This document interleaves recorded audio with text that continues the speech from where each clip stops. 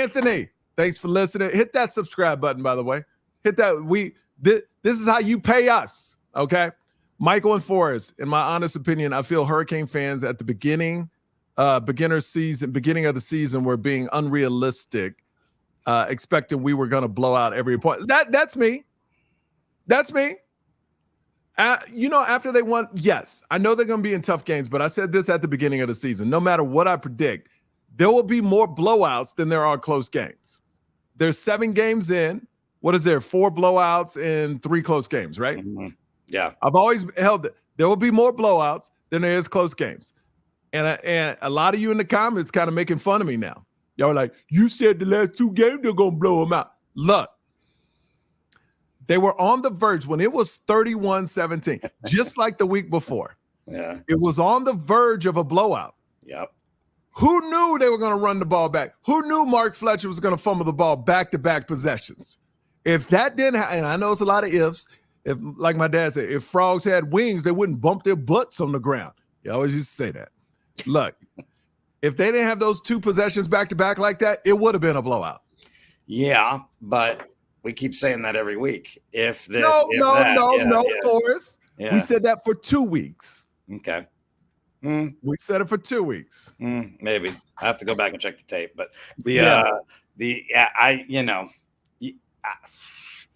you want to believe this week we're not going to do it because Florida State is not like, at least we were on the road with Louisville and Cal and those, and Virginia Tech, cousin. I don't know.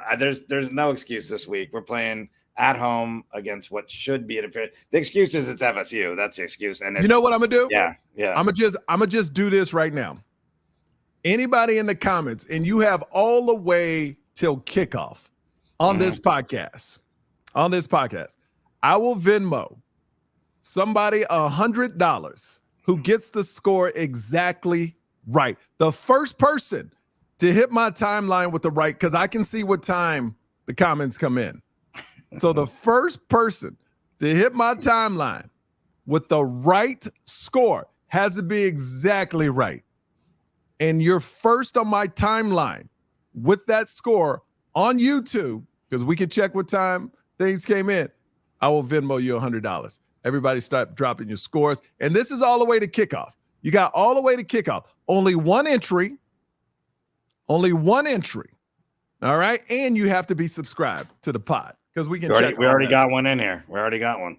Leroy, 40-7. 40. Okay, remember, only one. If you do it more than once, you're disqualified. Yeah, he already did it, Leroy. What you just made Leroy, you disqualified yourself. You just made the rule as he did it. I think you give him a pass. All right, Leroy. Which one do you want? You're white. Which one do you want? 40-7 or 52-14? You only can pick one. I would go with a 52-14 because the way our defense is playing. Leroy's like, damn, you can tell he's on a delay right now, right? You can tell Leroy's it's like pick one, Leroy. We'll set it up. All right, let's talk about the game here, man. Florida State 1-6, Miami 7-0. I'll let you, if you have any facts about Florida State, any things you want to say about how many points a game they're averaging on offense right now. Just guess, Michael. How many points is Florida State averaging? We're first. We're first. You already know that. We're first in the country. We're first in the country, 51.4, I believe, 51.7.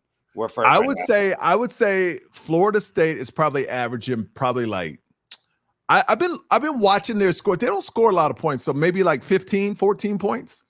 15.3, very good. But 15.3, they're 133rd in the country.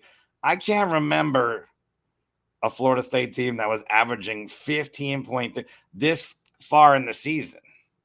Can you just say it's like Mike Norvell owes their Travis, what was the name of their court? Jordan Travis or Travis Jordan, their quarterback last year. You're talking about yeah. He owes that dude 90% of his salary. That dude saved his career at Florida State, got him a huge bump. And now you see he's not a great coach.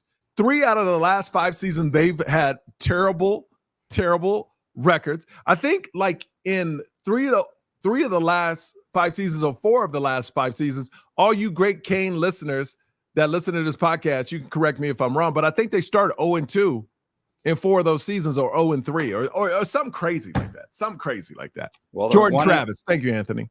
They're 1-6 this year with their one win being against Cal. After playing Cal, it's like, how'd they beat Cal? Yeah. I guess they just weren't up that week there. But yeah, it's a fun week, FSU. It's especially a fun week with the anticipation that we're gonna whoop their ass. But, and FSU, they got a lot of problems. Terrible offensive line. They're going through 2 quarterbacks. DJ got hurt. Not that he helped. They got 2 quarterbacks that are trying to battle. One quarterback did you see this last week? One quarterback had 3 turnovers in a row. If you put me in a college game, Forrest, if you put me in as a quarterback in a college football game right now, being how old I am, I would have a tough time turning over a ball 3 times. Brock Glenn. Yes. He finished with a 14.6 QBR last week. Pretty good. Can you imagine? How did he even have 14.6? He was 9 for 19 with a $110, no touchdowns, 2 interceptions. I don't even know where they got 14.6, honestly. Man. So Blaze 352 been there from day one. Thanks you for being a day oneer. Canes won their toughest game. I was impressed. He's talking about Louisville. Everybody said that was going to be the toughest game because they had a quarterback, they had receivers, and all that stuff. And everybody out there that said they didn't want Ja'Cory Brooks over the offseason, I'm just saying that dude would have been a beast. And by the way, if you're just tuning in, I put it out there. I'm a Venmo somebody with $100. Whoever nails the score exactly correct have to be subscribed, have to be the first one on the timeline with the score before the game kicks off. Before game kicks off. And you only get one entry. Black Leroy. Leroy the Black Ninja says 52-14 is his final answer. All right, cool. Okay. We got a lot of scores. Come on. That's good. That's good. That's good. Mike, read my last comment. Hold on one second. What he said. Michael, I've said this multiple times, Florida State fans, but they're delusional. Asses didn't want to listen. Norvell is just a one-dimensional coach that can only coach with a JT type quarterback. What's a JT type quarterback? I don't know. Unless he's what? Hey, Anthony, what's a JT type quarterback? Is that a junior transfer or a portal quarterback? What's some of the initials that we're not picking up? So maybe I don't know. How do we enter the drop plays? Just leave a score. I'm gonna say this one more time. I don't want this to take over the whole podcast. Jordan Travis is what he meant by JT, by the way. Oh, Jordan Travis. Okay. Yeah.